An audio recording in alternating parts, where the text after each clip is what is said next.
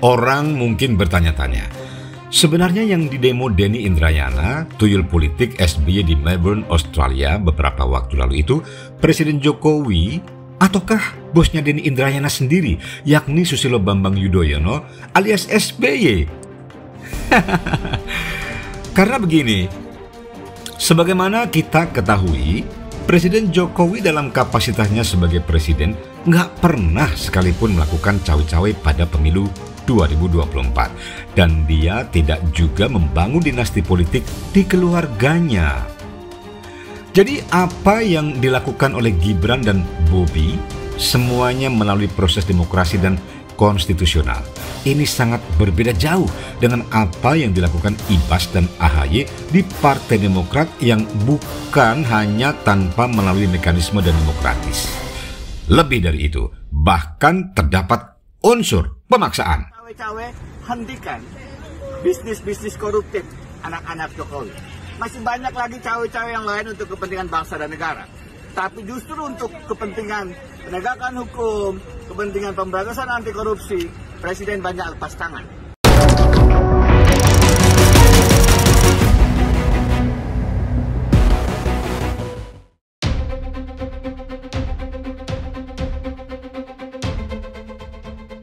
Apa yang dilakukan oleh Presiden Jokowi ini juga sangat berbeda dengan apa yang pernah dilakukan oleh SBY ketika masih menjabat Presiden ke-6 Republik Indonesia. SBY waktu itu justru terang-terangan ikut cawe-cawe menjelang Pilpres 2014. Ingat nggak? Caranya dengan mendukung penuh hatta rajasa untuk menjadi calon wakil presiden bagi calon presiden waktu itu, Prabowo Subianto. Ya, itu dikarenakan hatta rajasa merupakan besan dari SBY sendiri. Selain itu, SBY juga sangat jelas dan tidak terbantahkan lagi membangun dinasti politik melalui partai hasil rampokan dan manipulasinya sendiri, yakni Partai Demokrat. Itulah mengapa anak-anaknya dari SBY yang sebenarnya masih bau kencur dalam politik dipaksanya untuk menjadi ketua umum dan wakil ketua umum Partai Demokrat. Sedangkan SBY sendiri mengukuhkan dirinya sendiri sebagai ketua Majelis Tinggi Partai Demokrat yang kedudukan dan kewenangannya tidak dapat dikalahkan oleh presiden maupun raja sekalipun di seluruh dunia ini. Sementara itu, Presiden Jokowi sampai sekarang ini masih menyerahkan sepenuhnya soal pemilihan bakal calon presiden maupun bakal calon wakil presiden pada rakyat, KPU, dan semua ketum partai politik. Ya, Presiden Jokowi sampai detik ini belum pernah ikut cawe-cawe. Setidaknya belum secara tegas menyatakan dukungannya pada seseorang yang menjadi bakal calon presiden atau bakal calon wakil presiden. Dan karena netralitas sikap politik Presiden Jokowi inilah, saat ini banyak politisi dan pengamat politik cukup kebingungan memprediksi siapa capres atau cawapres yang nantinya bakal didukung oleh Presiden Jokowi. Mungkin karena itu pula ya, sebagian besar politisi pendukung bakal calon presiden tertentu selalu mencoba memanfaatkannya dengan memberikan tafsiran dan bahkan klaimnya sendiri bahwa Presiden Jokowi mendukung capres A atau B dan lain-lainnya.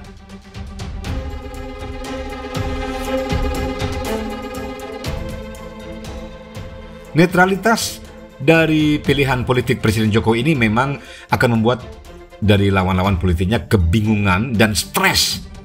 Ya, ini karena berbagai pergerakan politik Presiden Jokowi tidak mudah terbaca kemana arahnya. Dan orang-orang di luar pagar kekuasaan yang selama ini merana karena tak mendapatkan apa-apa seperti Rocky Gerung dan Denny Indrayana terus-menerus memprovokasi Presiden Jokowi dengan harapan agar Presiden Jokowi memanggil mereka dan memberinya jatah kekuasaan di akhir jabatannya. Namun, apa mau dikata? Presiden Jokowi tentu sudah sangat lihai membedakannya. Mana para pejuang dan mana kucing garong alias tuyul-tuyul politik. Mereka tidak pernah dihiraukan oleh Presiden Jokowi.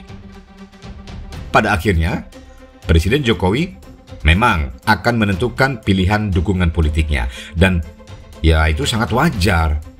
Ya kan? Mengingat sebagai pemimpin nasional yang sudah banyak ikut andil memajukan negara, tentunya Presiden Jokowi juga harus dapat memastikan siapa-siapa yang pantas untuk menjadi penerus kepemimpinannya.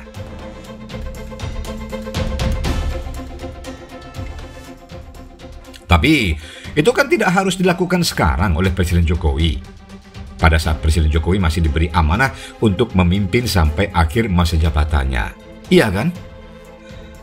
Maka dari itu, biarlah ya tuyul politik bernama Denny Indrayana dan manusia sejenisnya terus berkoar-koar menyerang Presiden Jokowi.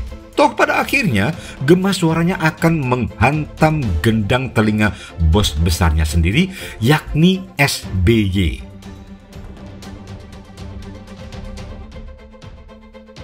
Justru yang menjadi sebuah tanda tanya mengapa Denny Indrayana terus-menerus menyerang pemerintahan Jokowi dari Australia. Ada apa dengan negara itu? Sepertinya kalau ditelusuri ada benang merahnya antara Australia dengan jaringan politik bosnya Denny Indrayana. Masih ingat kan? Dahulu di masa pemerintahan SBY ada narapidana terhukum mati ya, kasus narkoba, namun dibebaskan oleh SBY karena adanya tekanan dari Australia. Kenapa SBY sangat takut dengan Australia? Apakah karena banyaknya rahasia perampokan dan berbagai kejahatannya yang tersimpan melalui ponselnya dan yang pernah berhasil disadap oleh Australia? Karena itu, kemudian SBY menjadi sosok politisi yang lemah gemulai, tidak pernah ada gebrakan kemajuan pembangunan, kecuali puing-puing pembangunan atau puing-puing bangunan yang tersisa dari berbagai hasil rampokan anak buahnya.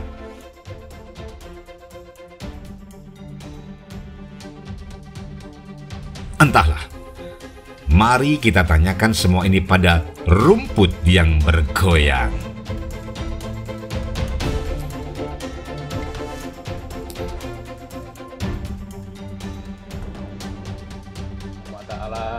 Kita bisa dipertemukan untuk melakukan perbaikan dan perubahan 5 tahun mendatang ke arah yang lebih baik. Kalau ditanya apakah masih ada diskusi Pak Prabowo presiden atau tidak, kami datang dengan satu pengertian, Pak Prabowo adalah calon presiden kita.